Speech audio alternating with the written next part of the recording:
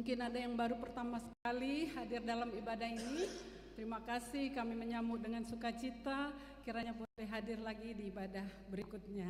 Dan juga jemaat yang mengikuti lewat YouTube, kami mengucapkan juga selamat beribadah. Sekali lagi saya menyambut kita dengan salam khas dari Tanah Batak, Horas. Horas. Ya, mari kita mulai ibadah kita. Saya yakin kita yang hadir di tempat ini datang dari berbagai gereja. Mungkin ada yang sama dengan saya HKBP, mungkin ada dari gereja lain, tapi kita tetap sama, satu di dalam kasih Kristus. Itulah yang mengikat kita di ibadah sore hari ini. Mari kita berdiri, kita menaikkan pujian, Ku tak pandang dari gereja mana.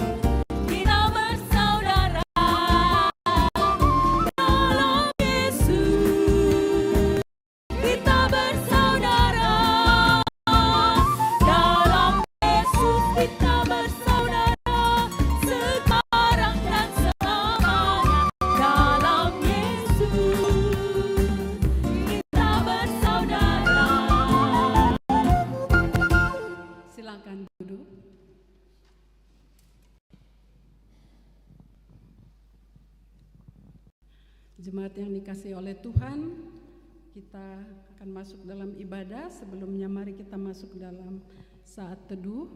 Mari kita berdoa secara pribadi kepada Tuhan, menyerahkan ibadah kita. Kita bersaat teduh.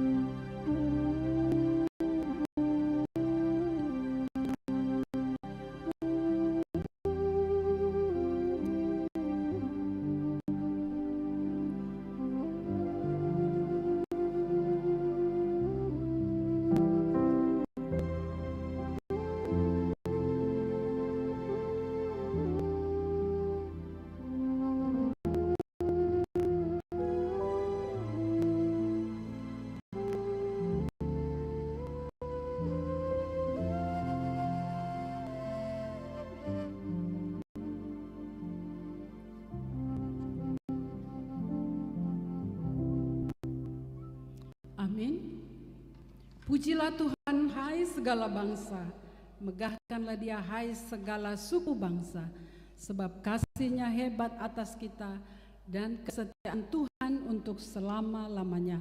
Haleluya. Mari kita memuji Tuhan dengan pujian, sangap di Jehovah nasun timbuli. Terpujilah Allah, hikmat-Nya besar.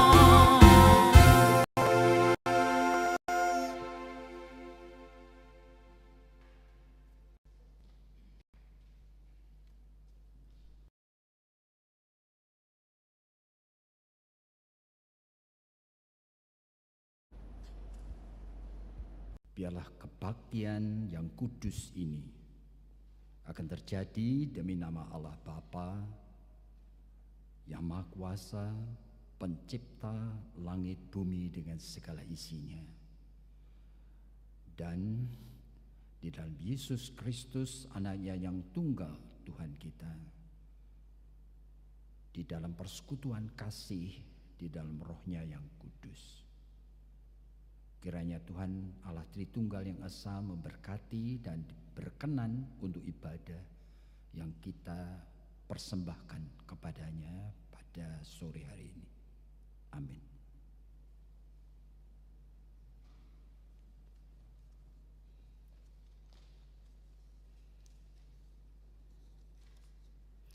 Jemaat yang dikasihi oleh Tuhan, beberapa waktu yang lalu kita sudah memperingati Jumat Agung dan Paskah. Kematian Yesus di kayu salib menjadi bukti betapa besar kasih dan pengorbanan Kristus untuk menebus kita dari maut. Dan Paskah menjadi jaminan bagi umat tebusan Allah untuk pengharapan akan hidup yang kekal. Oleh karena itu saya mengajak kita semua untuk mengagungkan Allah kita yang besar, Yesus yang begitu baik, yang sudah merelakan nyawanya untuk menebus kita dari maut. Mari kita puji Tuhan kita dengan pujian, besar dan ajaiblah karya-Mu.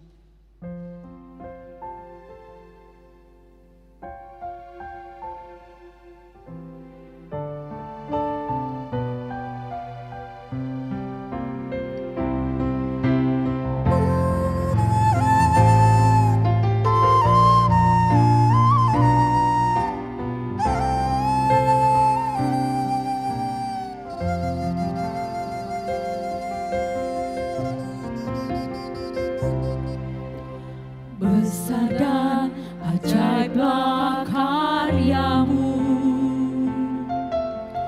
adil dan benarlah jalan-Mu, Raja segala bangsa yang maha kuasa, mulia nama. Besar dan ajaiblah karya-Mu. Besar dan ajaiblah karya-Mu, adil dan benarlah jalan-Mu, Raja segala bangsa yang maha kuasa, mulia nama-Mu. Layaklah segala bangsa, Layaklah segala bangsa sujud kepadamu, sebab Kau Allah yang kudus, layak disembah. kita akan menyanyikan lagu ini sekali lagi. Saya mengundang kaum pria menyanyikan terlebih dahulu, besar dan ajaiblah karya-Mu.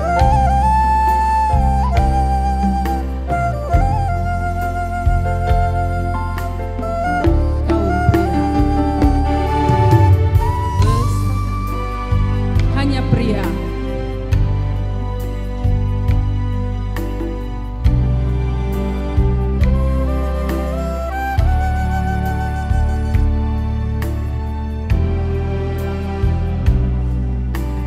Yang maha kuasa, mulia nama. Yang wanita, besar dan ajaiblah karya-Mu. Besar dan ajaiblah karya-Mu,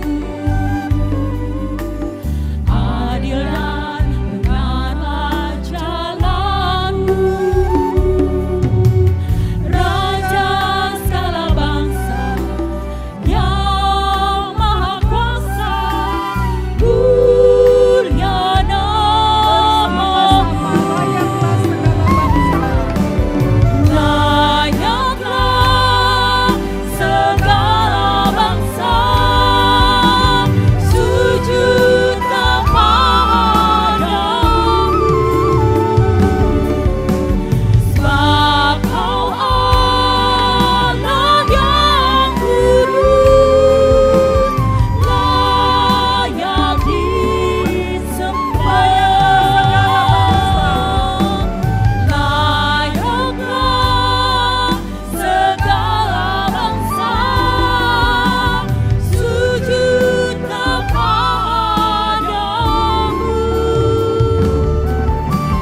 sebab Kau Allah yang kudus, layak disembah, layak disembah, layak disembah.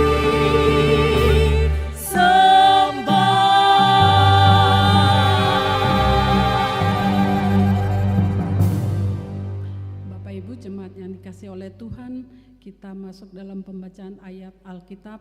kita membuka dari kitab Mazmur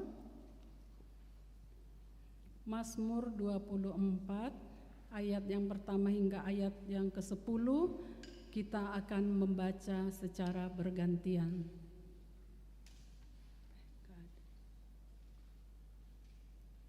Saya akan membaca ayat yang pertama, nanti Bapak Ibu kita bergantian selanjutnya. Kedatangan Raja Kemuliaan dalam bait Allah, Mazmur Daud. Tuhanlah yang mempunyai bumi serta segala isinya, dan dunia serta semua penghuninya.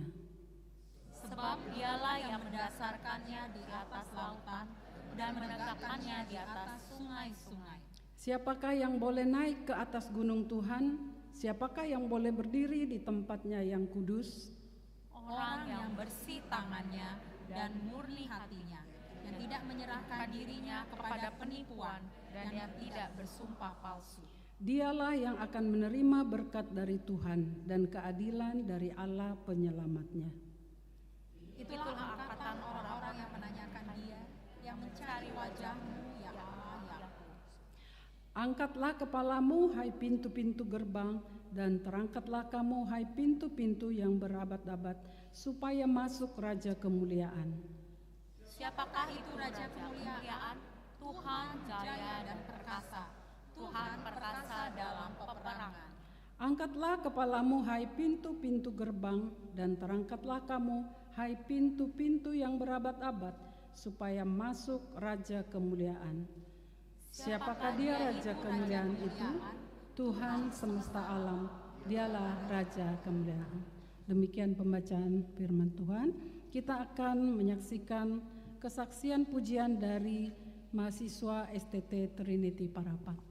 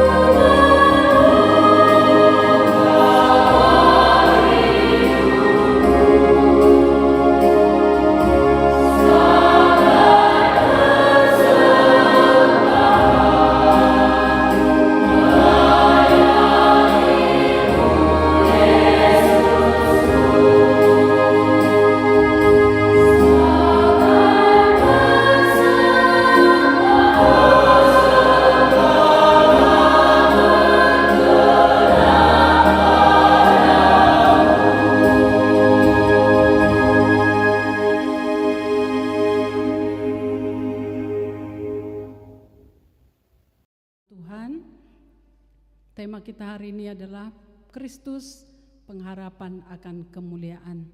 Merupakan lanjutan dari eksposisi kitab Kolose.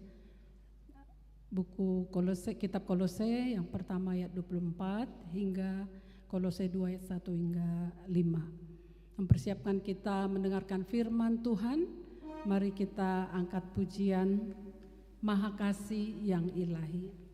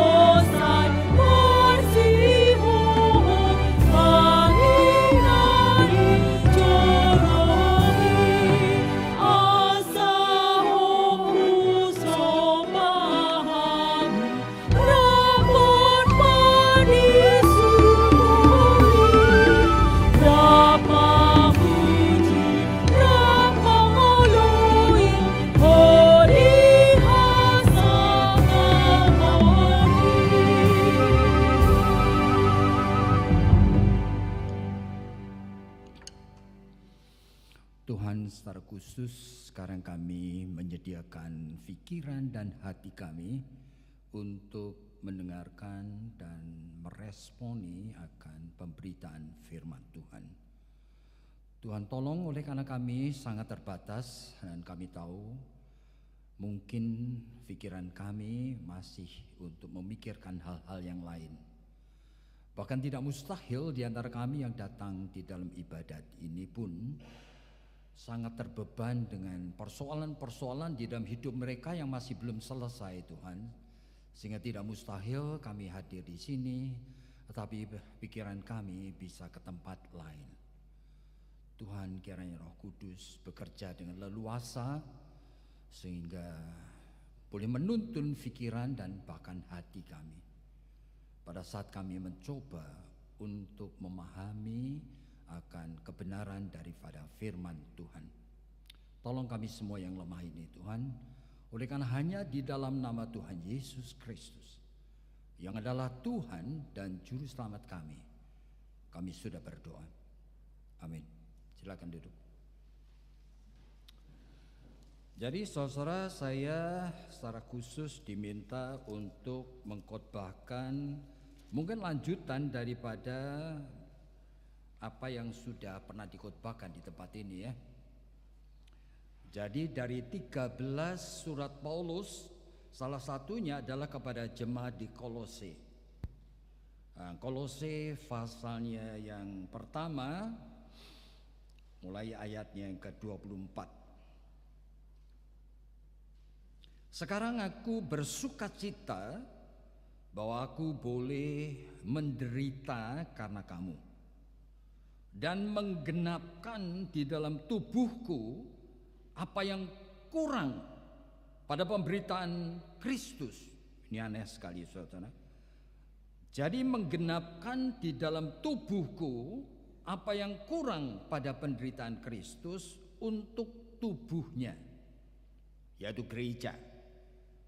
Aku telah menjadi pelayannya sesuai dengan tugas yang dipercayakan Allah kepadaku untuk meneruskan firman-Nya dengan sepenuhnya kepada kamu, yaitu rahasia yang tersembunyi dari abad ke abad dan dari turunan ke turunan, tetapi yang sekarang dinyatakan kepada orang-orang kudusnya. Kepada mereka Allah mau memberitahukan betapa kaya dan mulianya rahasia itu di antara bangsa-bangsa lain, yaitu Kristus ada di tengah-tengah kamu. Nah, Kristus yang adalah pengharapan akan kemuliaan. Nah, dialah yang kami beritakan bila mana tiap-tiap orang kami nasihati dan tiap-tiap orang kami ajari di dalam segala hikmat, supaya memimpin tiap-tiap orang kepada kesempurnaan di dalam Kristus. Nah, itulah yang kuusahakan dan kupergumulkan dengan segenap tenaga sesuai dengan kuasa-Nya yang bekerja dengan kuat di dalam aku. Karena aku mau supaya kamu tahu betapa beratnya perjuangan yang kulakukan untuk kamu dan untuk mereka yang di Laodikia dan untuk semuanya yang belum mengenal aku secara pribadi, supaya hati mereka terhibur, mereka bersatu di dalam kasih, sehingga mereka memperoleh segala kekayaan dan keyakinan pengertian dan mengenal rahasia Allah, yaitu Kristus. Sebab di dalam Dialah tersembunyi segala harta, hikmat, dan pengetahuan. Hal ini kukatakan supaya jangan ada yang memperdayakan kamu dengan kata-kata indah. Sebab meskipun aku sendiri tidak ada di antara kamu, tetapi di dalam roh aku bersama-sama dengan kamu. Aku melihat dengan sukacita tertib hidupmu dan keteguhan imanmu di dalam Kristus. Saudara, sulit sekali ya ayat-ayat ini. Jadi saudara, memang tulisan dari Rasul Paulus itu selalu sulit sekali. Nah, sehingga saudara tidak heran bahwa rasul besar seperti Petrus pun di dalam suratnya sampai mengatakan, jikalau kamu membaca tulisan Paulus, hati-hati. Oleh karena jangan-jangan kita membaca justru kita sesat. Berarti ini memang surat yang sulit sekali. Jadi anugerah Tuhan yang khusus diberikan kepada Rasul Paulus untuk menjelaskan hal-hal yang mungkin rasul-rasul yang lain tidak bisa menjelaskannya. Jadi saudara, kalau kita mau secara khusus memikirkan mengenai Kolose yang tadi kita baca, sebetulnya kita ini akan bertemu dengan satu pertanyaan yang esensial sekali, yang saya rasa Paulus itu menghadapinya untuk semua jemaat yang dia layani. Meskipun kalau Kolose ini sebenarnya bukan dia yang memulainya. Ini Epafroditus. Jadi Epafras, dia yang memulainya. Dan dia memulai juga jemaat yang dia disebutkan di sini, Laodikia. Ya, jadi dia ada di sana, Epafras. Tapi Paulus sendiri mungkin belum pernah datang, sehingga dia mengatakan kepada jemaat Kolose yang aku tidak bersama dengan kamu, tapi rohku itu ada bersama dengan kamu. Jadi ini sebenarnya masalah yang kita itu sebetulnya selalu bicarakan, tetapi belum tentu kita mengerti, yaitu masalah keselamatan. Saya pernah bertemu dengan seorang hamba Tuhan, dan di dalam percakapan sambil makan siang gitu, saya iseng-iseng saya tanya gitu ya. Sebetulnya keselamatan yang you fahami, yaitu di dalam Yesus Kristus, itu apa sih? Bukankah ada ayat-ayat di dalam Alkitab yang mengatakan, misalnya saja Kisah Rasul-Rasul pasal 16 ayat 31, percayalah kepada Yesus Kristus, maka kamu akan diselamatkan, kamu dan seisi rumah tanggamu. Dia bilang, iya, itu keselamatan. Loh, kita hamba Tuhan ya.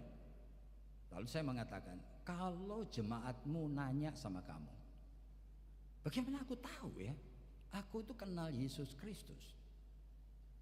Dan aku sudah diselamatkan. Bagaimana aku tahu? Kira-kira jemaatmu, kamu itu akan jawab bagaimana sama dia? Dia tiba-tiba tuh mukanya merah. Dia Waduh. Saya mengatakan ini pertanyaan paling basic. Bagaimana kamu tahu kalau kamu kenal Yesus Kristus dan kamu percaya kepada dia? Oleh karena apa yang kita itu asumsikan selama ini justru tidak pernah dijelaskan, saudara. Alkitab itu menjelaskannya dengan sangat abstrak sekali.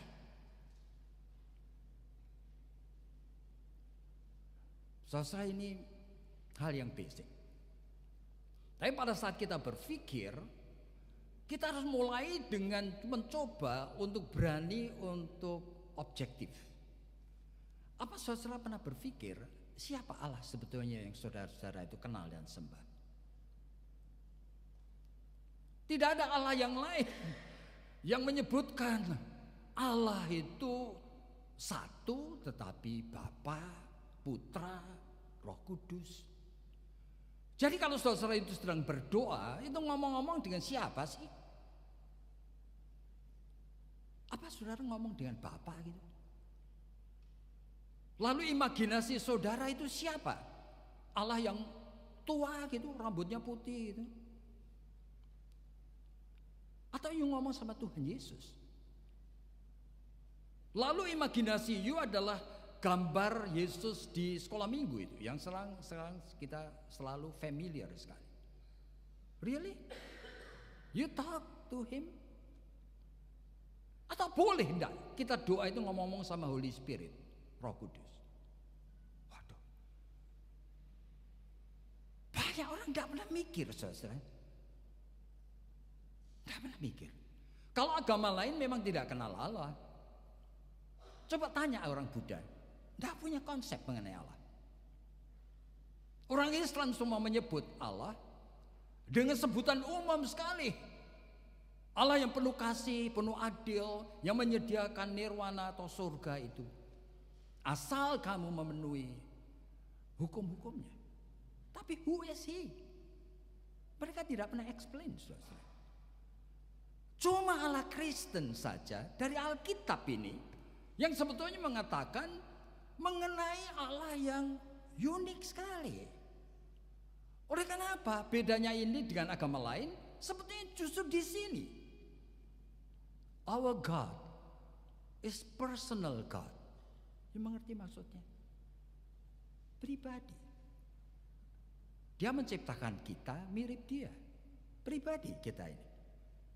Sehingga Yesus mengatakan, yuk kalau mau berdoa, gampang sekali. Masuk dalam kamarmu. Kunci kamarmu. Yuk berlutut. Sendiri. Aku mau ngomong dengan kamu. Yuk ngomong-ngomong. Tidak ada Allah yang seperti ini, saudara. Yang menginginkan percakapan pribadi.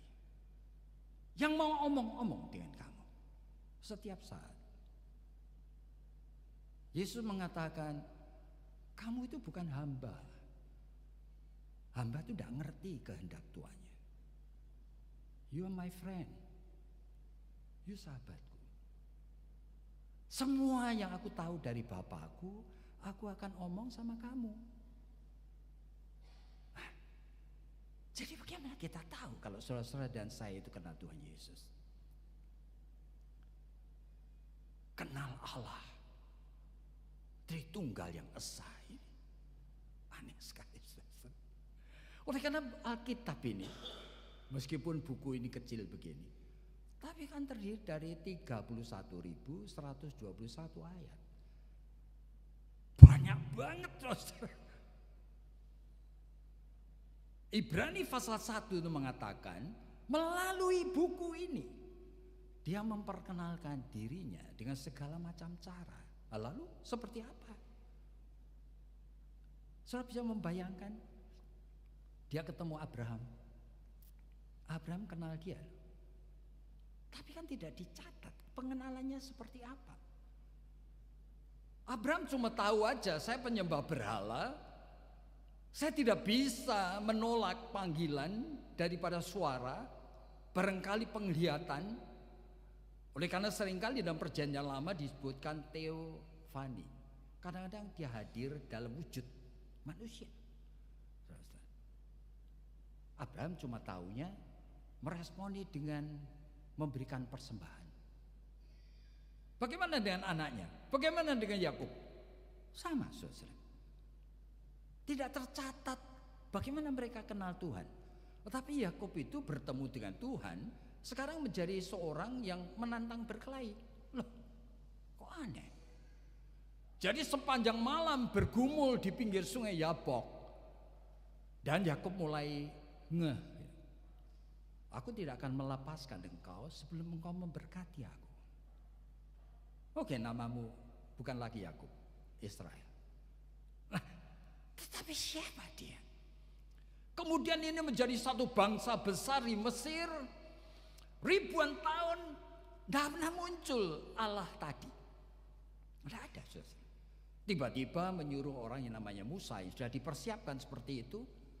Dan ketika Musa disuruh untuk membebaskan umatnya, Musa juga confused. Jadi kalau mereka tanya, engkau itu Allah yang mana? Namamu siapa? Allah itu dari burning bush itu ngomong, namaku adalah Ehye, Asher, Ehye. Aneh sekali, saudara. Aku ya aku. Itu dalam huruf Ibrani itu cuma 4 konsonan. Yud, He, Wo, He. Tidak bisa disebut. Aku ya aku. Waduh, gimana saudara? Dan ini orang Israel hanya bisa menyebut melalui tulisan. Dikasih vowel, Yehova. Dan Tuhan oke. Itu menarik sekali. Tetapi selanjutnya Israel itu seperti apa? Jadi dibawa keluar melewati peristiwa-peristiwa yang tidak masuk akal itu, sampai membelah laut kosong, pergi ke Gunung Sinai. Untuk apa? You will be my nation, holy nation. Ya, dipilih, the chosen nation. Kamu mesti ngerti kehendakku. Mau diberikan 10 commandments, 10 hukum. Bingung mereka. Sampai kemudian di dalam sejarahnya itu, saking inginnya mereka itu memahami dan bisa mengerti 10 hukum, mereka jadikan 613 hukum. Oleh karena mereka takut kalau berdosa, makan pun, minum pun, bergerak, berjalan pun dihitung, saudara. Oleh karena apa? Takut berdosa. Dan Allah yang seperti ini karena pernah ada waktu supaya mereka orang Israel itu membuat seperti peti jenazah begitu, yaitu tabut. Kemudian digotong-gotong gitu. Isinya ada tongkat Harun, ada 10 hukum, ada mana. Orang menyentuh aja kalau tidak disucikan mati. Waduh. Jadi Allah itu siapa sebetulnya dia? Kemudian Allah menyuruh membuat kemah. Dan sekarang mulai aneh Allah ini. Dia menyuruh Harun, kamu menjadi imam besar. Yang menentukan jubahnya, warnanya, benangnya, ukurannya, semuanya, aksesorinya, semuanya Tuhan. Jadi apa? What is in God's mind? Bayangin. Jadi ada jubah besar itu ada efodnya. Dan efodnya itu ada batu permata yang namanya Urim Tumim. Kalau digoyang-goyangin gitu, pengen tahu kehendak Tuhan. Nah, apa dia tuh ngajarin kita itu seperti klinik, seperti dukun gitu? Aneh sekali Allah. Tapi ini cuma sementara, saudara. Kemudian tahun 900 Tuhan mengizinkan bangunkan bait Allah. Salomo yang bangun. Luar biasa sekali indahnya, bukan? Tapi cuma beberapa ratus tahun. Datang orang Babilonia dan dihancurkan sama sekali. Setelah sekian puluh tahun, umat ini ditinggalkan Tuhan, sekarang dikembalikan lagi ke Yerusalem. Suruh membangun lagi, dan saudara tahu bangunannya jelek, tapi Tuhan diem aja. Oke. Dan kemudian Tuhan aneh sekali, justru menyuruh orang yang tidak masuk akal, yaitu orang Edom. Ini bukan orang Israel, musuhnya orang Israel, saudara, yang menjadi raja saat itu, raja yang dipakai oleh orang Romawi. Siapa orang itu? Herodes. Demi untuk menyenangkan orang Israel, Herodes itu kemudian membangunkan ulang bait Allah. Zamannya Yesus, sampai Yesus dan murid-muridnya mengatakan, tidak ada bangunan seindah ini, luar biasa. Tapi ini juga hanya beberapa puluh tahun. Seolah-olah Tuhan kembali, seolah-olah Tuhan itu mengunjungi umatnya lagi, tapi membiarkan Kaisar Titus dari Romawi menghancurkan sama sekali. Tidak ada bekasnya. Nah, saudara, ke Israel sekarang cuma melihat kira-kira 1/10 daripada bekas bangunan bait Allah. Dibangunkan masjid, saudara, Al-Aqsa. Seluruh dunia setuju. Umat Israel tidak boleh membangun bait Allah lagi. Allah kita kalah. Bayangin, saudara, siapa sebetulnya Allah ini? Yang di dalam Yohanes pasal yang keempat dia ngomong dengan perempuan Samaria. Waktunya sudah tiba. Orang yang menyembah Allah hanya bisa menyembah dengan roh dan kebenaran. Allah tidak mau disembah di Yerusalem lagi. Juga tidak ada Bukit Gerizim, tata cara agamawi, gedung-gedung gereja. Tuhan tidak, anehnya tidak mau itu. Tuhan cuma ingin disembah di dalam roh dan kebenaran. Dan terbukti Tuhan sendiri membuang baitnya. Nah, tulisan-tulisan Paulus itu terjadi setelah jemaat itu berdiri. Bagaimana orang bisa kenal Allah? Saudara, sampai Kaisar Konstantin, itu Kaisar Romawi menjadi Kristen yang pertama. Dia kumpulin bapak-bapak gereja yang sebagian besar itu sudah melewati aniaya. Saudara.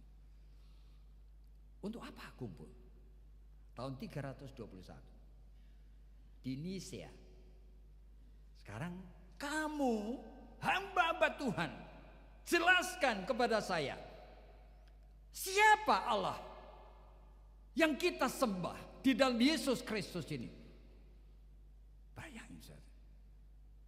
Dari Nisea lahirlah 12 pengakuan iman rasuli. Tapi cuma sampai poin 7. Jadi ini Allah yang kita sembah. Aku percaya kepada Allah Bapa yang Maha Kuasa, Khalik langit dan bumi dan terus. Lalu beberapa waktu kemudian muncul orang mulai gelisah. Roh Kudus itu Allah itu bukan? Gitu. Terpaksa mereka kumpul lagi di Konstantinopel tahun 380. Lalu hasilnya 12 pengakuan iman rasuli, Nisea, Konstantinopel. Ngerti orang Kristen Allah yang mereka sembah? Bingung, saudara. Beberapa waktu kemudian orang mulai bergumul lagi. Kok ada di dalam 12 pengakuan iman kalimat seperti ini? Dilahirkan dari anak darah Maria. Jadi Maria itu boleh enggak kita panggil mamanya Allah? Theotokos. Kumpul lagi mereka di Efesus, saudara, bayangin, untuk menjelaskan ini. Lalu beberapa waktu lagi orang tanya lagi, Yesus itu naturnya 100% Allah, 100% manusia, atau 50% Allah, 50% manusia, atau gimana sih? Oleh karena saat itu muncul pandangan yang namanya monofisit, satu zat. dipaksa mereka kumpul lagi di Kalsidon. Terus puluh-puluh daripada konsili. Bisa menjelaskan Allah? Tidak bisa. Jadi betul orang Kristen bisa kenal Allah? Tidak mungkin. Orang Kristen bisa kenal Yesus Kristus? Tidak mungkin. Oleh karena apa? Oleh karena kita manusia yang berdosa. Kita tidak mempunyai sebetulnya sarana untuk akses masuk di dalam genuine spirituality. Kita tidak punya. Kalau kita punya, ya orang pasti tanpa anugerah Tuhan pasti bisa kenal Yesus. Tidak ada yang bisa. Itulah sebabnya Alkitab itu mengatakan Allah memberikan kelahiran baru. Tanpa kasih karunia kita tidak mungkin kenal Dia. Nah, pada saat kita membaca akan Kolose, saudara-saudara harus mengerti mengenai realita bahwa apa yang disebutkan dalam tema tadi, temanya adalah Kristus pengharapan akan kemuliaan. Kristus pengharapan akan kemuliaan. Itu bagian daripada Ordo Salutis. Ordo Salutis itu adalah tahapan di dalam kehidupan orang percaya. Nah, Agustinus mengatakan orang hanya bisa percaya jikalau dia sudah dipilih oleh Allah. Jadi ada election. Nah, oleh karena election ada kelahiran baru, born again. Nah, setelah orang mengalami born again, baru dia akan mengalami yang namanya justification. Itu artinya meskipun kamu masih hidup di dalam darah daging, kamu dan saya masih orang berdosa, tapi oleh karena engkau sudah dilahirkan baru, engkau dinilai oleh Allah itu tidak berdosa lagi. 1 Yohanes pasal 3 ayat 6 ayat 9 mengatakan apa? Orang yang di dalam Kristus tidak berbuat dosa lagi. Meskipun practically speaking, secara praktis saudara itu jatuh bangun dalam dosa. Tetapi ada tanda petik, tanda saudara bukan budaknya dosa lagi.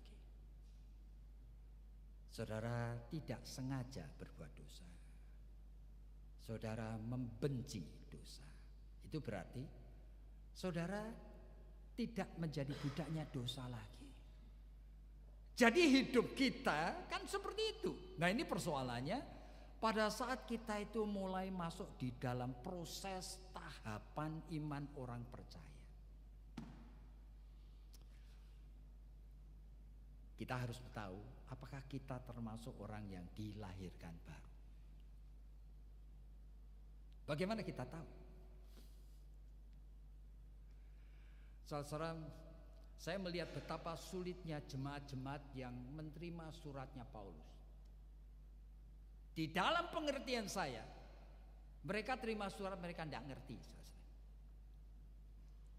Jadi surat Paulus itu diberikan sebagai firman Tuhan bagi mereka yang secara bertahap mereka mulai mengerti. Siapa mereka kita tidak tahu, tapi dari jemaat-jemaat yang menerima surat sebagian besar mereka tidak ngerti. Bagaimana Pak Yakob berani mengatakan? Kita ambil aja contoh ya. Jemaat Galatia. Galatia itu jemaat yang baik. Yang mengembalakan siapa? Paulus sendiri. 3 tahun. Begitu Paulus itu pergi ke gereja lain, jemaat itu langsung berubah. Kenapa berubah? Karena mereka itu merasa menjadi orang Kristen itu sulit sekali. Oleh karena realitanya justification itu hanya teori. Dibenarkan karena iman itu teori. Buktinya yang tukang berzina masih berzina, yang tukang bohong masih bohong, membenci orang serakah. Waduh, Lalu mereka bingung, saudara. Nah, di dalam kebingungan itu, orang-orang Kristen Yahudi itu masuk ke jemaat Galatia. Mereka itu kelompok Kristen yang sudah sinkretistis mengawinkan iman Kristen dengan Taurat. Ya, mereka punya dasar. Oleh karena Tuhan Yesus sendiri kan mengatakan, bukankah Yesus melarang kita itu menghapus akan Taurat? Titik, koma, iota, apapun jangan dihapus. Bahkan di dalam Matius pasal 23, Tuhan Yesus sendiri kan mengatakan, turuti semua yang diajarkan Farisi dan kepala imam. Oleh karena itu firman Tuhan, cuma jangan turuti tingkah lakunya. Nah, jadi ada basic. Akhirnya mereka itu mulai seperti orang Kristen Yahudi yang belum disunat mau disunat. Mereka mengutamakan hari Sabat. Mereka macam-macam itu, macam-macam ritus itu mulai dilakukan lagi. Nah, saudara, kalau nanti di rumah baca, tidak pernah Paulus itu ngomong sekasar itu kepada jemaat Galatia. Pasal yang pertama dia ngomong apa? Begitu cepat kamu mengganti Injil yang sejati dengan Injil yang palsu. Lalu ngomong apa? Terkutuklah kamu. Tidak pernah Paulus memakai kata anatema 2 kali. Kepada siapa? Jemaatnya sendiri, saudara. Anatema yang mengajarkan itu. Oleh karena apa? Itu tuh bukan ajaran Kristen. Apa Paulus berhasil kasih tahu dan jemaat mengerti? Enggak. Bagaimana saya tahu? Coba baca sampai pasal 6. Pasal 4 tuh Paulus ngomong apa pada jemaat Galatia? Dulu kamu baik sekali dengan aku. Itu kata-kata Paulus. Kamu tidak pernah jijik melayani aku. Itu artinya apa? Kemungkinan Paulus itu epilepsi. Saat itu belum ada obatnya, saudara. Sehingga kalau lagi kumat itu menjijikkan. Paulus mengatakan, kamu tidak jijik melayani aku. Lalu ada kalimat seperti ini. Bahkan jikalau saat itu minta kamu mencungkil biji matamu untuk aku, kamu akan kasih. You are too good to me. Tapi sekarang, pada saat aku menjelaskan, kamu hanya bisa diselamatkan karena kasih karunia. Kamu membuat aku musuhmu. Ada di sini. Lalu Paulus ngomong apa? Aku hilang akal, tidak tahu lagi caranya menjelaskan kepadamu. Persis seperti perempuan yang mau melahirkan anak, sakit sekali dan tidak bisa keluar. Galatia pasal 4. Ngerti jemaat? Tidak ngerti. Sulit sekali. Bagaimana saudara bisa tahu kalau saudara sudah diselamatkan? Meskipun kita percaya, tapi percayanya assumptive truth. Paulus itu baru menemukan jawabannya sendiri 2 tahun kemudian. Yaitu tahun 56. Ketika dia menulis kepada gereja Roma, menulis kepada gereja Efesus, dia mulai jelas, ya kan? Dia mengatakan dalam Efesus pasal 2 ayatnya ke-8. Kalimat apa? Memang oleh karena kasih karunia kamu diselamatkan, tapi tidak titik. Jadi kamu diselamatkan oleh karena anugerah, yes. Tapi bukan titik ini. Memang karena kasih karunia kamu diselamatkan oleh iman. Nah ini Paulus baru ngerti sekarang. Jadi Tuhan sendiri yang memberikan kasih karunia kepadamu. Tuhan ngerti kita itu menerima kelahiran baru, tidak ngerti. Lalu Tuhan memberikan anugerah kedua yang disebut iman. Apa itu iman? Anugerah supaya kita bisa pakai yang kita punya. To work out salvation. Filipi pasal 2:12. Kerjakanlah keselamatanmu. Gimana caranya work out? Iman itu yang membuat kamu mampu. Oleh karena ada Roh Kudus di dalam tubuh darah daging kita. Kerja dari iman itu menghidupkan semua sarana dari tubuh kita yang bisa kita pakai untuk bisa menyentuh Tuhan. Tak mengerti kamu ya? You mau membaca Alkitab. Iman itu seharusnya menolong kamu. Sadar, Tuhan, kalau aku membaca, aku tidak mempunyai kebenaran firman yang ngomong seperti ini. Kamu harus punya lapar dan haus akan kebenaran. Hunger and thirst. You baca firman asal begitu, you tidak akan mengerti. Begitu iman itu menghidupkan hunger and thirst, you membaca itu gemetaran, saudara. Oleh karena Tuhan itu mulai bicara sama kamu. You mau ke gereja, ini worship. You mau mendengarkan firman Tuhan. Tuhan cuma mengingatkan, pakai iman. Kamu fokus. Mengatur mata, mengatur telinga, mengatur otak kita. Mengatur kepekaan kita. Begitu you fokus dengan kelaparan dan kehausan, Tuhan itu bicara kepada kita. You tidak memakai iman ini lewat. Luar biasa ya. Ada ribuan dari tubuh darah daging ini yang dipakai sebagai spiritual means. Nah, iman itu mesti pakai. Yesus kan pernah mengatakan, jikalau kamu tidak mempunyai jiwa seperti anak kecil, tidak bisa kamu menjadi pengikutku. Lalu gimana? Childlike tidak sama dengan childish. Ini childlike. Gimana aku punya jiwa seperti anak kecil? Saudara, Daud itu di dalam Mazmur 131. Bagus sekali Mazmur itu. Daud ngomong sama Tuhan, Tuhan aku tidak mau lagi pakai pikiran yang besar-besar, tinggi-tinggi jadi sombong aku. Aku hanya ingin seperti anak yang baru disape. Duduk di kaki mamanya. Itu Daud, saudara. Saya membaca itu saya tidak tahan. Luar biasa Daud. Jadi menghadirkan childlikeness itu, langsung belas kasihan Tuhan itu hadir di dalam hidupnya. Bagaimana kamu bisa ngerti kalau saudara dan saya sudah diselamatkan? Saya menghidupkan iman, melalui iman ini. Hal-hal yang memang di seluruh tubuh kita ini bisa kita pakai untuk masuk di dalam hadiratnya Tuhan. Dan itu tidak mudah. Perlu latihan. Oleh karena sistem dalam hidup kita ini sistem beragama. Saudara beragama aja gitu. Nyanyi-nyanyi apa. Termasuk nyanyi pun Tuhan ingatkan, jikalau kamu menyanyi, mintalah iman itu. Dengan iman, Tuhan berilah kepadaku a new song. Soalnya nyanyi yang sama, tetapi itu lahir dari tuntunan roh memberikan kepada Tuhan. Saya tidak bisa bayangkan.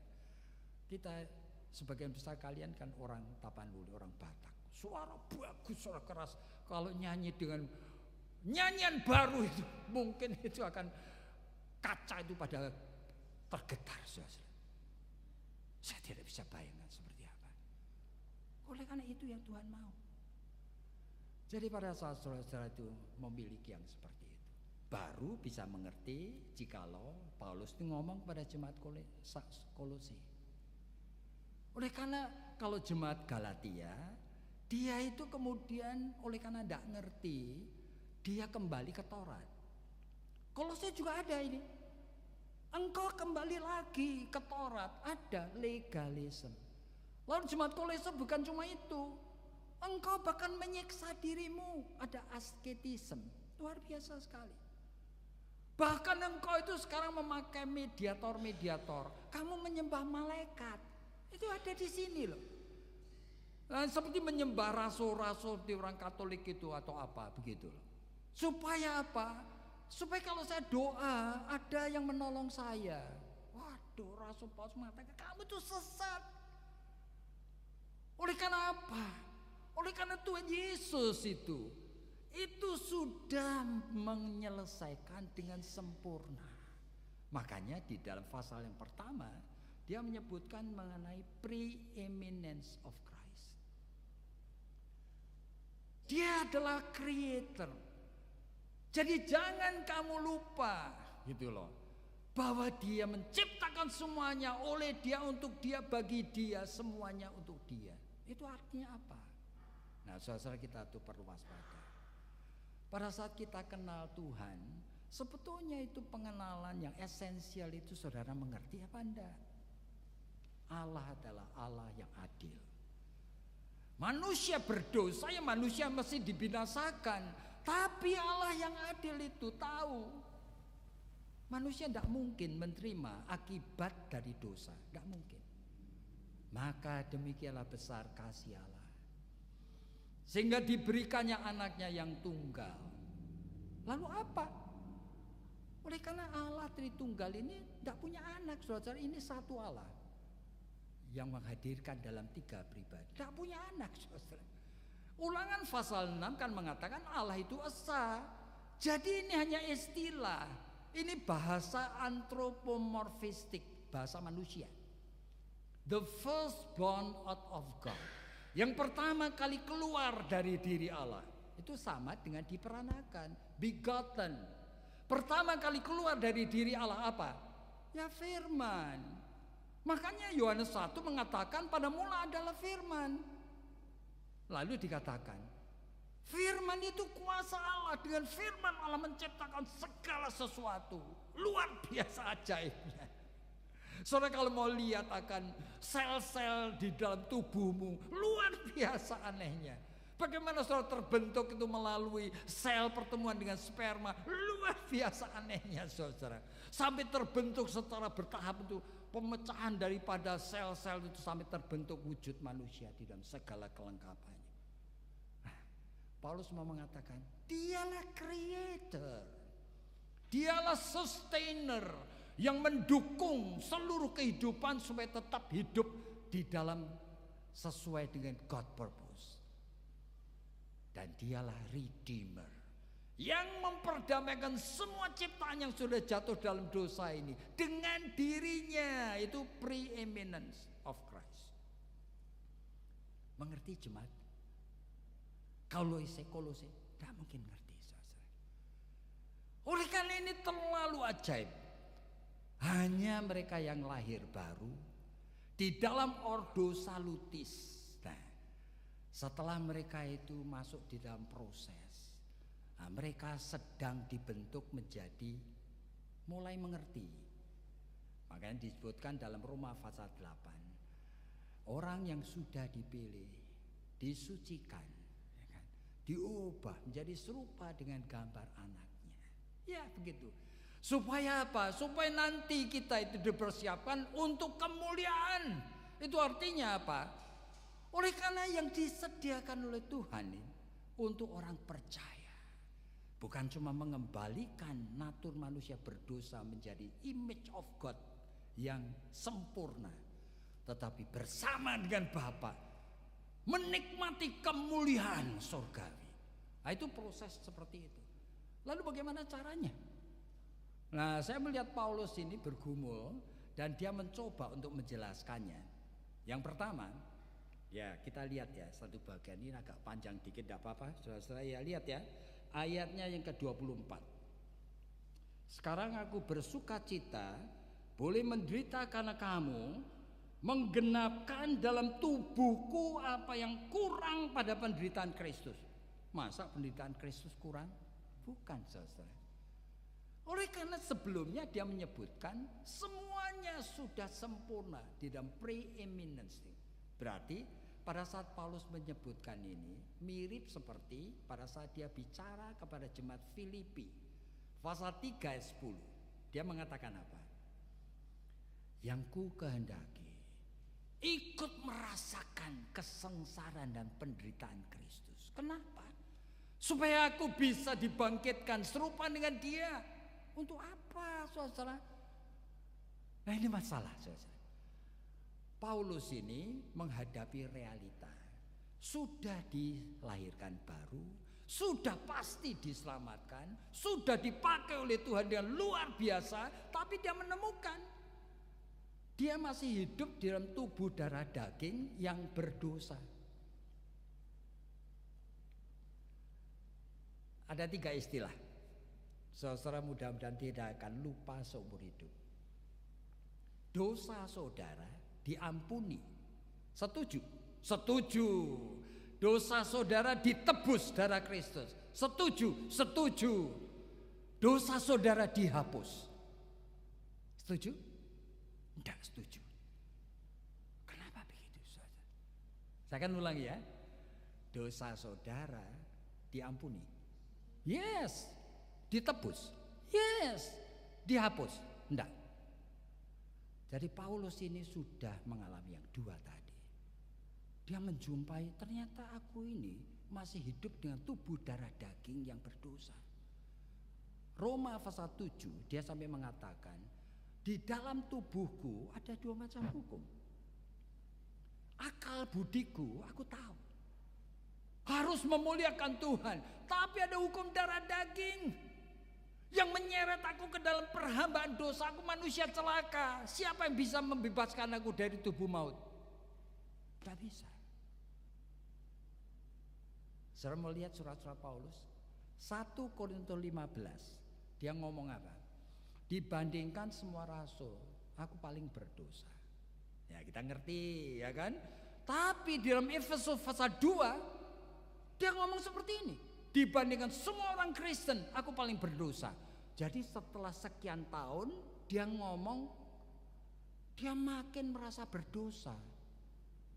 Dan sebelum dia dieksekusi mati, 1 Timotius pasal 1, dia ngomong apa? Dibandingkan semua umat manusia, aku paling berdosa. Exaggerating? Dia enggak. Dia makin mengerti. Meskipun Kristus sudah menebus aku milik Kristus, tapi aku masih hidup dalam tubuh darah daging ini, kemah yang lama, yang setiap selnya sudah tercemari dosa. Jikalau aku melihat orang memperkosa anak kecil kemudian membunuh, saudara akan mengatakan apa? Orang itu binatang apa? Tapi Paulus ingin mengingatkan kepada kita, perbedaan antara kita sama rapis yang seperti itu tidak ada. Tidak ada. Bedanya cuma different opportunity, different condition. You kalau berada di dalam kondisi persis rapis, you will do the same. Itu Paulus. Sehingga dia makin lama makin lihat, waduh, mati aku. Ada di dalam dosa kayak gini.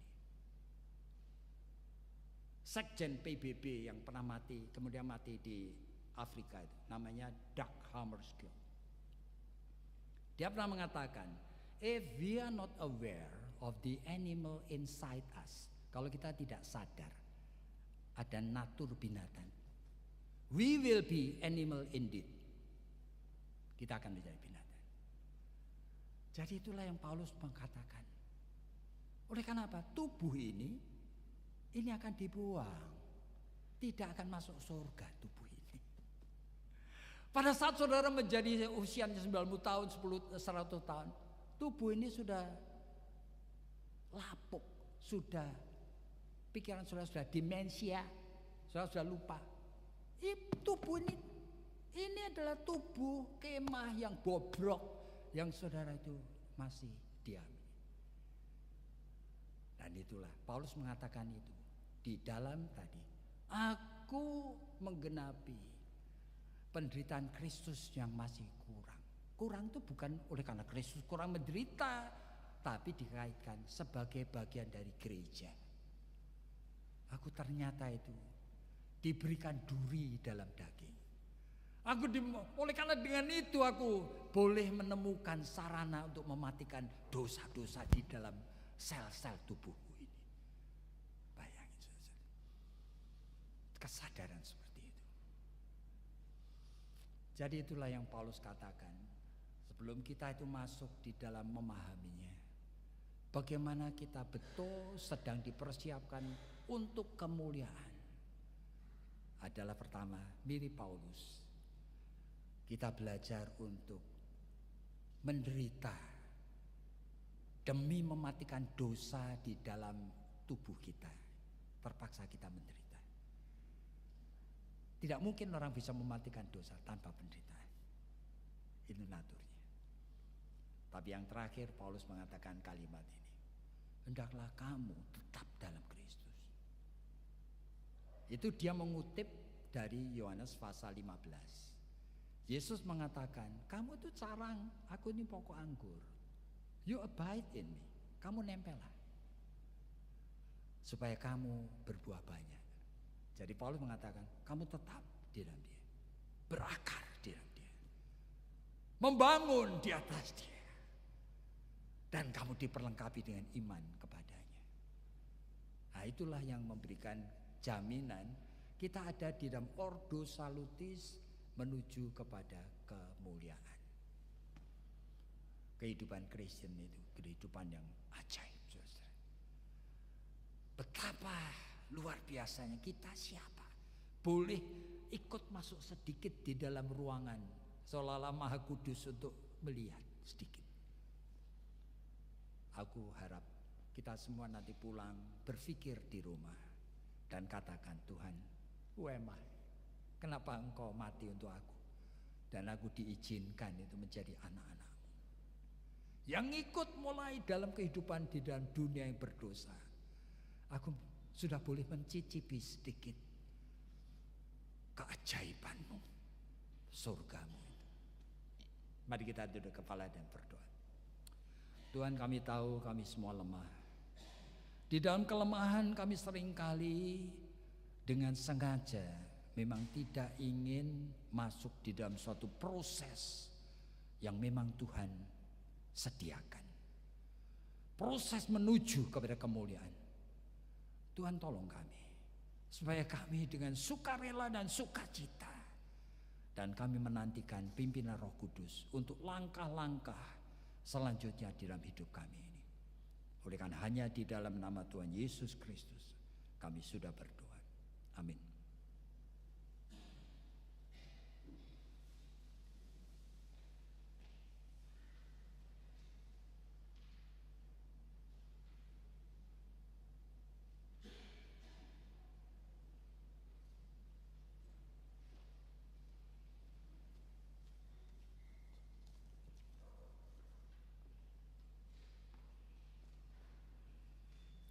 Puji Tuhan, kita bersyukur untuk firman Tuhan yang sudah kita dengar, mengajar kita begitu dalam tentang siapa Allah, siapa Tuhan yang kita sembah, yang tidak dapat dimengerti hanya dengan pikiran manusia, tapi hanya dengan iman, dengan anugerah Tuhan kita boleh memahami siapa Allah yang kita sembah.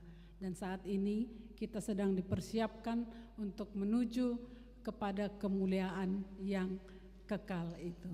Baik, merespon firman Tuhan yang kita sudah dengar, mari dengan iman kita nyanyikan pujian ini bahwa pengharapan kita hanya pada Yesus. Yesus pengharapanku. Mari kita naikkan pujian ini.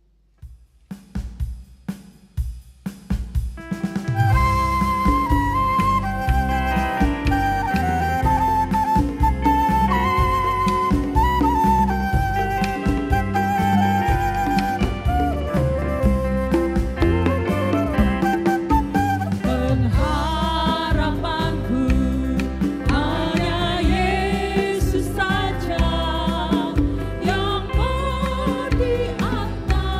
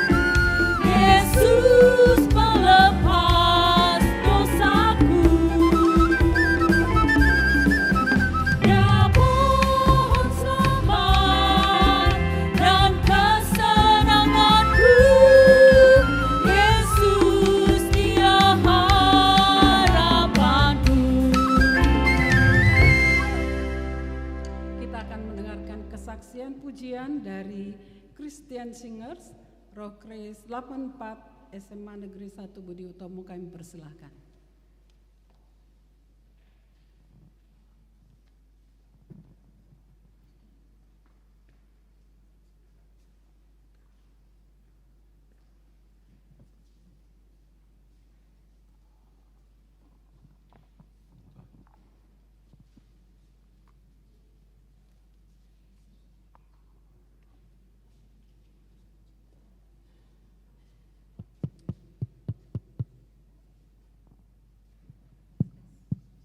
Cek.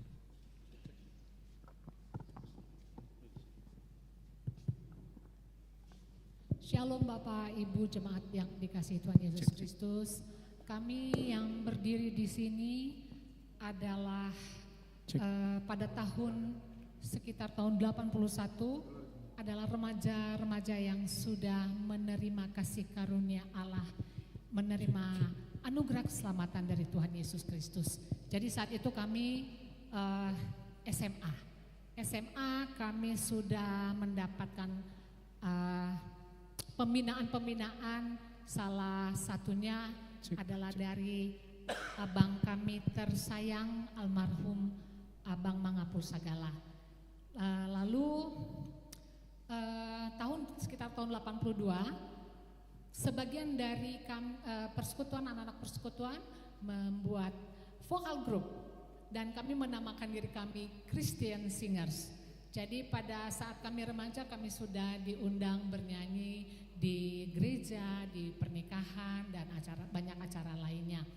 84 kami lulus dari SMA, lalu kami sibuk dengan kegiatan kami masing-masing, dengan kegiatan di kampus, berkeluarga, berkarir dan lain sebagainya.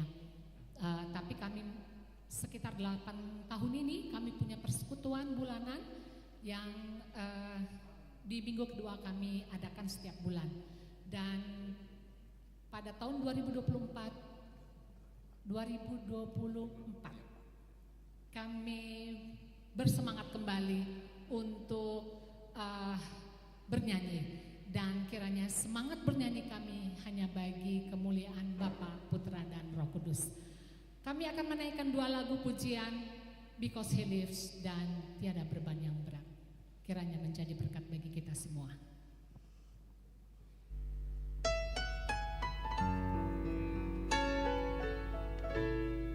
God sent His Son. They called Him Jesus. He came to love, heal and forgive. He lived and died to buy my pardon. An empty grave is there to prove my Savior lives. Because He lives,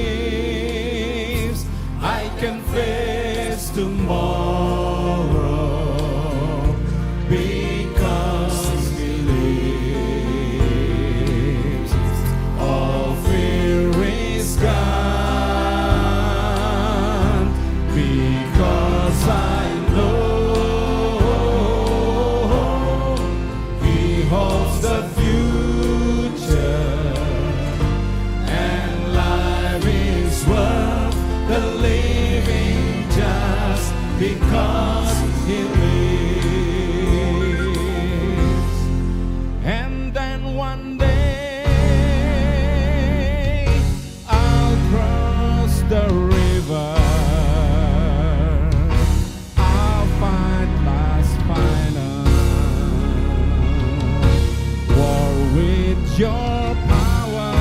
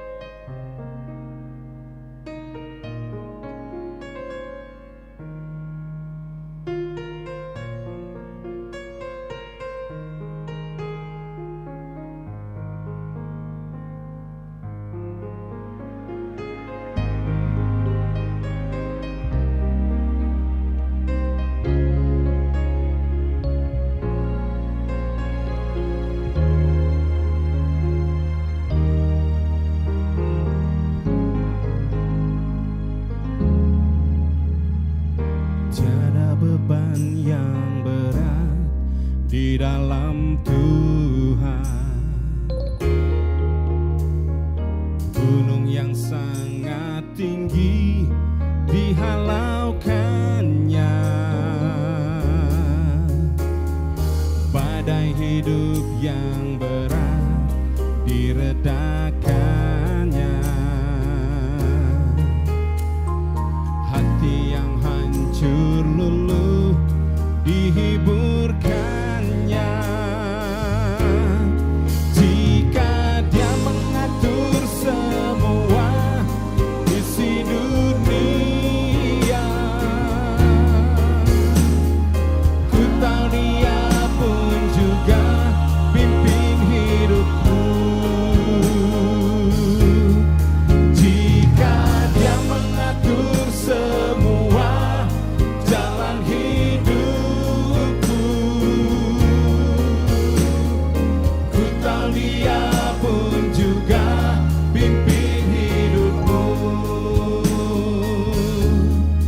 Marilah yang letih berbeban berat, bukan beri kelegaan.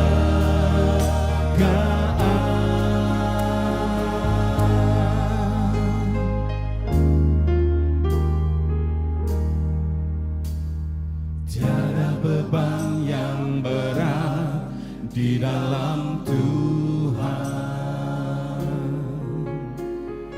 gunung yang sangat tinggi dihalaukannya,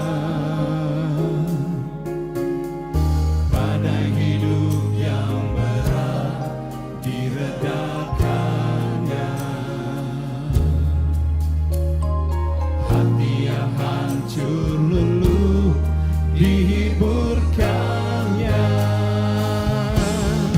Jika Dia mengatur semua isi dunia,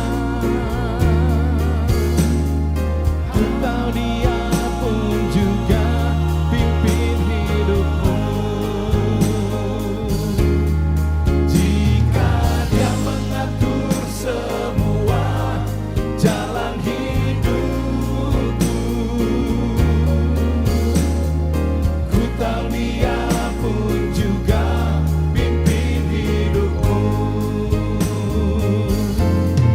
Jika Dia mengatur semua isi dunia, ku tahu Dia pun juga pimpin hidupku. Jika Dia mengatur semua jalan hidupku, ku tahu Dia pun juga pimpin hidupku. Pimpin hidupku, ku tahu Dia pun juga pimpin hidupku. Pimpin hidupku, pimpin hidupmu.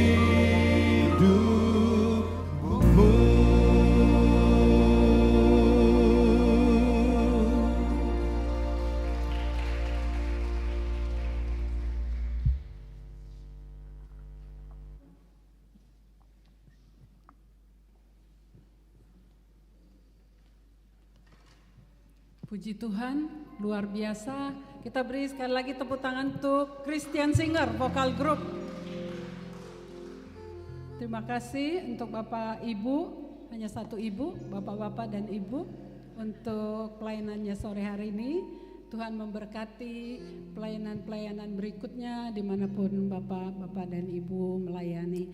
Suara yang luar biasa, talenta Tuhan berikan kepada Bapak Ibu, kiranya boleh menjadi berkat bagi banyak orang yang mendengarkan. Terima kasih, muji Tuhan.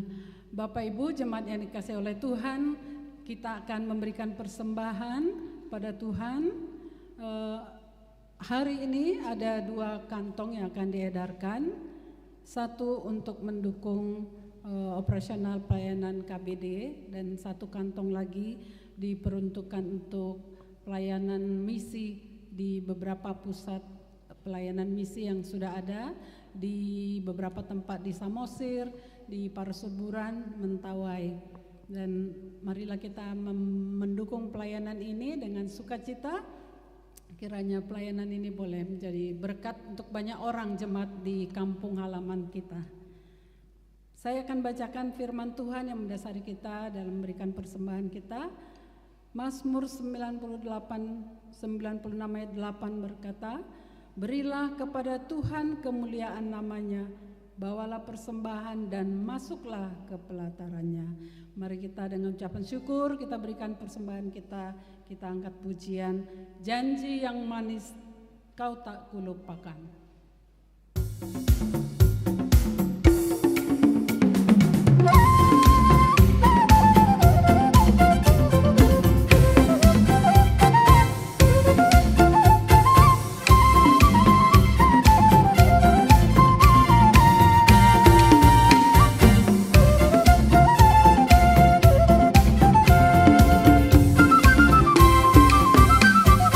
Janji yang manis kau tak kulupakan, tak terombang ambing hati jiwaku.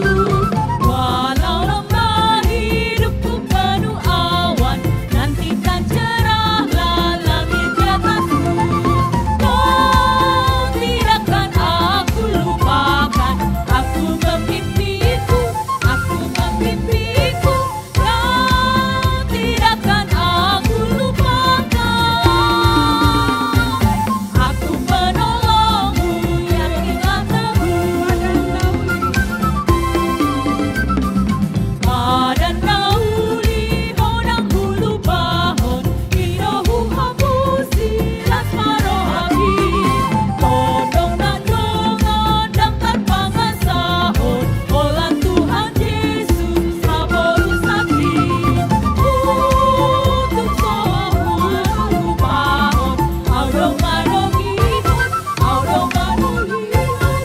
Utuk sohulu bahon, audong manongkoyon, posmaro habi.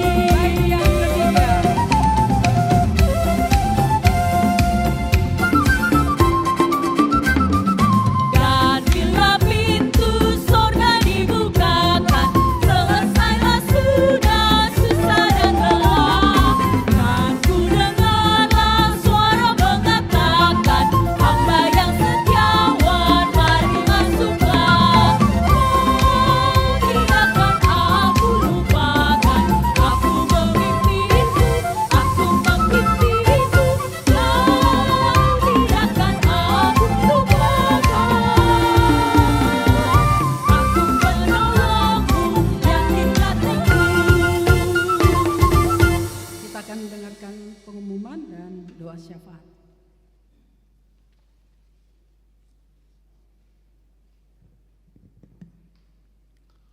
Horas. Selamat sore Bapak Ibu semua yang terkasih di dalam Tuhan kita Yesus Kristus. Selamat bertemu kembali di gereja ini di awal bulan Mei, ibadah kita di bulan ini. Terima kasih kita boleh hadir. Izinkan saya menyampaikan salam bagi Bapak Ibu semua yang boleh hadir di gereja ini, juga yang hadir secara live streaming.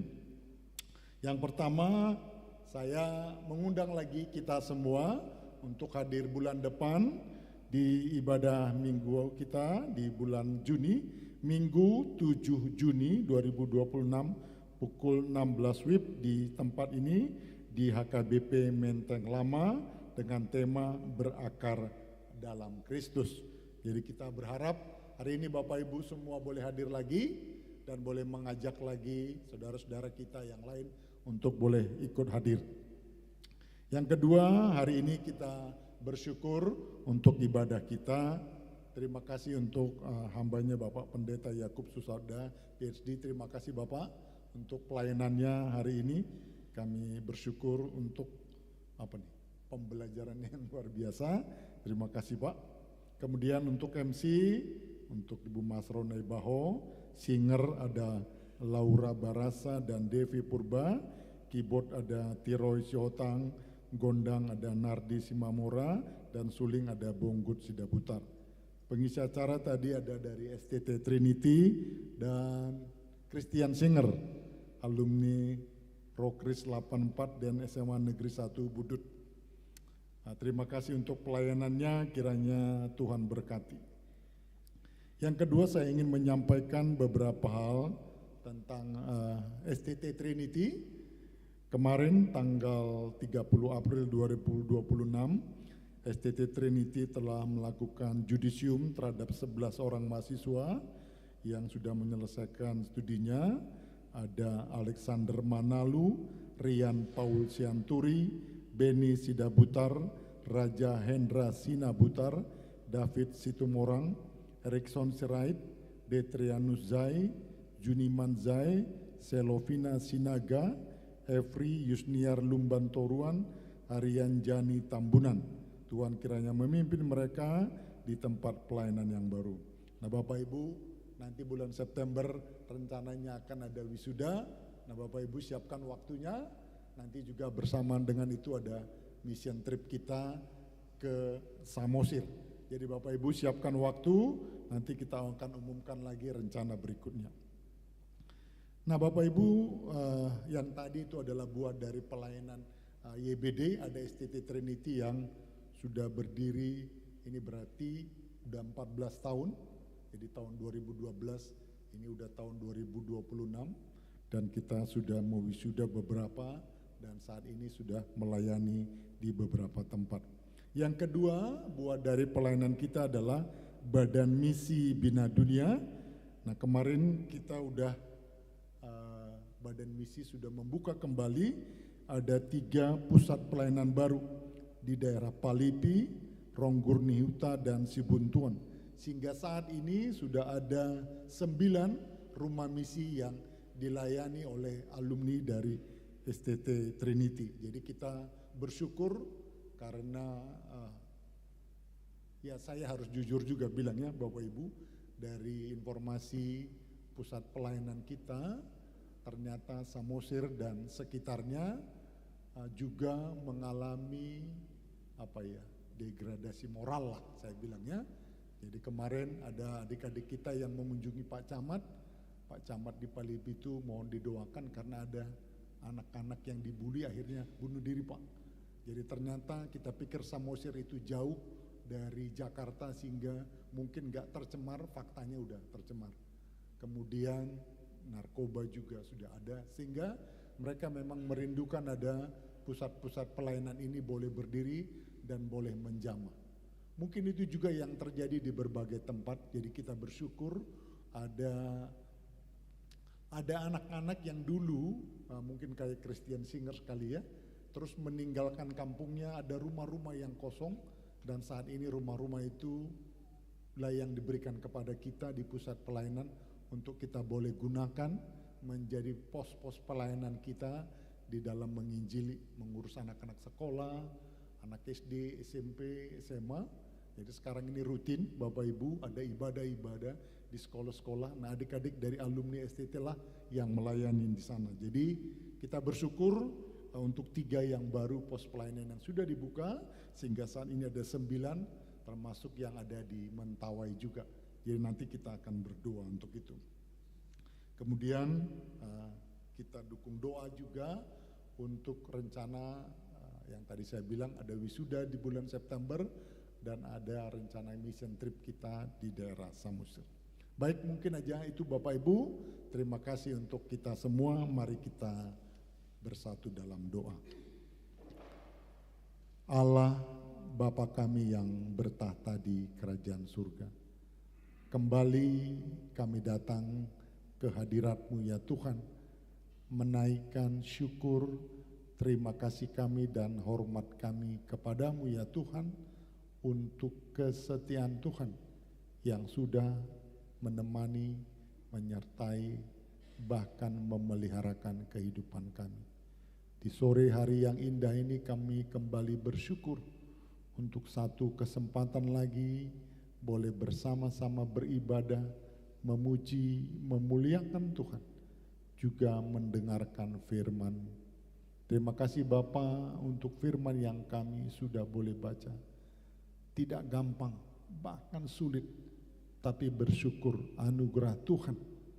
Lewat iman itu mengizinkan kami untuk boleh terus belajar mengenal Engkau ya Tuhan yang baik. Izinkan kami terus Bapa mendalami iman kami untuk semakin mengenal Tuhan. Terima kasih untuk hamba-Mu Bapak Pendeta Yakub Susabda yang sudah boleh memberitakan firman. Kami mau memohon Tuhan terus menemani, menyertai dan memberkati dia dalam seluruh aktivitas kegiatannya dimanapun Tuhan. Pakai dia terus ya Allah untuk memberitakan firman-Mu kepada semakin banyak orang. Terima kasih juga ya Tuhan yang baik untuk semua pelayan yang sudah melayani. Kami bersyukur untuk kesetiaan Tuhan juga yang sudah memberkati mereka. Pakai mereka lagi Allah di berbagai tempat dalam seluruh talenta yang Tuhan izinkan boleh mereka gunakan. Biar lewat itu nama Tuhan dipermuliakan. Tuhan yang baik, terima kasih kami mau berdoa secara khusus untuk pelayanan kami lewat STT Trinity. Terima kasih Tuhan, Engkau sudah memelihara pelayanan ini dan memberkati pelayanan ini selama 14 tahun. Kami bersyukur untuk banyak mahasiswa yang boleh belajar dan sudah menyelesaikan studinya. Bahkan kemarin tanggal 30 ada 11 orang yang sudah judisium. Kami bersyukur untuk mereka yang dengan setia mau dididik dan belajar. Tuhan pakai lagi mereka ke depan ini boleh menjadi alat Tuhan memberitakan dan boleh memberitakan kabar baik kepada semakin banyak orang, sehingga semakin banyak orang juga boleh diselamatkan. Kami bersyukur terus untuk para mahasiswa yang masih ada di kampus yang sedang belajar. Tuhan memberkati mereka. Para dosen, staf pengajar, administrasi, semua kami berdoa memohon Tuhan memberkati dan terus memberikan kesetiaan mereka. Kami mau berdoa juga untuk rencana penerimaan mahasiswa baru. Kami memohonkan Tuhan memilihkan anak-anak Tuhan yang rindu untuk diperlengkapi, untuk siap bekerja di ladang Tuhan, menjadi pemberita firman-Mu yang baik. Terima kasih Tuhan Yesus yang baik, kami mau juga terus berdoa untuk Badan Misi Bina Dunia yang kami dirikan beberapa waktu yang lalu untuk mengelola ada pos pelayanan dari Yayasan Bina Dunia. Terima kasih kemarin ada 3 tempat lagi yang dibuka ya Allah, sehingga sudah ada 9 yang Tuhan izinkan kami menjadikan itu tempat bagi pelayanan kami, bagi jemaat Tuhan di Samosir dan di Pulau Mentawai. Tuhan, kami mau berdoa untuk adik-adik kami yang mendapat tugas menjadi misionaris di pusat-pusat pelayanan ini ya Allah. Kami tahu di kesendirian mereka ada banyak tantangan, ada banyak hambatan yang harus dihadapi. Kami memohonkan Tuhan memampukan mereka, Tuhan memperlengkapi mereka, dan Tuhan memberikan sukacita bagi mereka di dalam mereka terus mengerjakan pelayanan ini. Supaya lewat pusat-pusat pelayanan ini juga ada banyak-banyak anak-anak Tuhan yang boleh diselamatkan. Sehingga mereka terus punya pengharapan akan masa depan bersama Tuhan. Kami serahkan terus pusat-pusat pelayanan ini supaya Tuhan yang memberkati. Terima kasih Tuhan yang baik, kami mau berdoa untuk Yayasan Bina Dunia yang mengelola ini semua ya Tuhan. Kami memohonkan Tuhan memberkati semua kami dari pembina, pengawas, dan pengurus Yayasan Bina Dunia dalam seluruh aktivitas kegiatan kami ya Bapa. Kami memohonkan Tuhan terus memperlengkapi kami dan memampukan kami mengerjakan apa yang menjadi bagian tugas dan tanggung jawab kami, supaya lewat Yayasan Bina Dunia ini nama Tuhan yang dipermuliakan. Kami terus berdoa untuk banyak orang yang mendukung pelayanan ini ya Tuhan Yesus. Baik mendukung dalam dana, dalam doa, dan seluruh aktivitas mereka. Kami memohon Tuhan memberkati mereka. Dan untuk ke depan ini dengan semakin banyaknya pelayanan yang harus kami kerjakan, Tuhan pilihkan lagi orang-orang yang bisa mendukung pelayanan ini. Berkati semua kami Allah, curahkan berkat-berkat-Mu ya Tuhan, agar kami boleh menggunakannya terus untuk memperluas pekerjaan pemberitaan firman Tuhan. Terima kasih Tuhan yang baik, kami juga mau bersyukur untuk sebentar tadi kami sudah mengumpulkan persembahan kami ya Tuhan. Tuhan izinkan kami mengelola persembahan ini dengan baik. Izinkan kami juga dengan roh takut akan Tuhan supaya menggunakannya sesuai dengan peruntukannya. Bagi tangan-tangan yang sudah memberikan persembahan ini, biarlah Tuhan juga memberkati dan membukakan banyak berkat kepada mereka. Terima kasih Bapa, kami juga terus mau berdoa buat bangsa dan negara kami, secara khusus bangsa Indonesia ini ya Tuhan. Kami mau berdoa untuk Bapak Presiden, Wakil Presiden, para menteri, para gubernur, sampai kepada tingkat yang paling kecil di daerah-daerah di lingkungan-lingkungan kami. Tuhan yang baik, dunia memang tidak baik-baik saja. Kami membutuhkan pimpinan yang punya hati yang takut akan Tuhan. Oleh karenanya Tuhan Yesus yang baik, kami memohon Tuhan beri hikmat semua para pimpinan kami, supaya boleh mengelola bangsa ini dengan baik, dengan benar, dan menuju kepada Indonesia yang sejahtera. Kami memohonkan Tuhan, jauhkan bangsa kami ini dari perpecahan, jauhkan bangsa kami ini dari keributan di antara sesama, tapi berikanlah damai dan sejahtera, sehingga siapapun kami boleh saling mendukung untuk memperbaiki bangsa ini. Kami serahkan bangsa kami ini ke dalam tangan pengasihan Tuhan. Terima kasih Tuhan yang baik. Akhirnya inilah doa dan ucapan syukur kami yang kami naikkan hanya di dalam satu nama yang indah, Tuhan Yesus Kristus kami berdoa. Amin.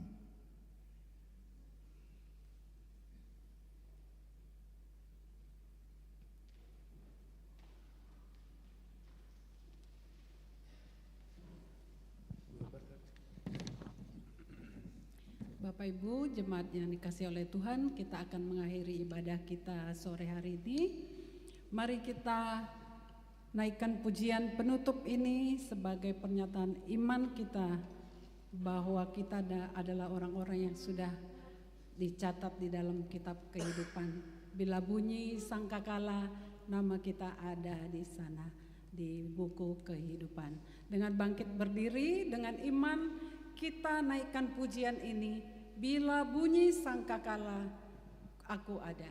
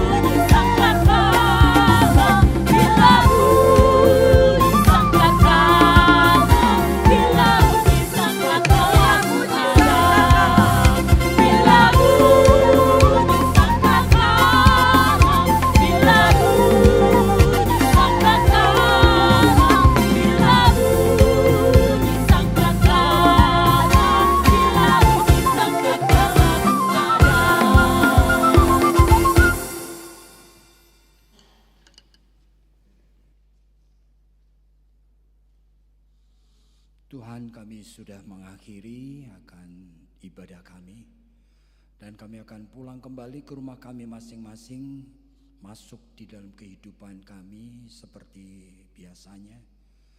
Kami percaya Tuhan, kehidupan kami juga seringkali menghadirkan hal-hal yang kami tidak bisa atur dan kami tidak bisa memprediksinya, sehingga kami sangat membutuhkan belas kasihan, penyertaan, pertolongan, pimpinan Tuhan. Dan biarlah kami juga selalu mengingat untuk menghadirkan Tuhan di dalam setiap aspek hidup kami. Jemaat yang dikasihi Tuhan, pulanglah dengan damai dan sejahtera, dan terimalah berkat Tuhan ini. Biarlah anugerah Tuhan Yesus Kristus yang ajaib, yang seringkali melampaui segala akal budi manusia untuk bisa memahaminya, dan biarlah cinta kasih Allah Bapa yang tidak berkesudahan, yang terus dicurahkan bahkan mengalir seperti sungai yang tidak pernah menjadi kering, dan biarlah kehadiran, pertolongan, pimpinan, didikan, teguran, pertolongan, bahkan persekutuan yang mengikatkan kami oleh karena karya dari Roh Kudus akan selalu bersama dengan saudara-saudara sekalian sekarang ini sampai Maranatha, Tuhan Yesus Kristus datang kembali. Amin.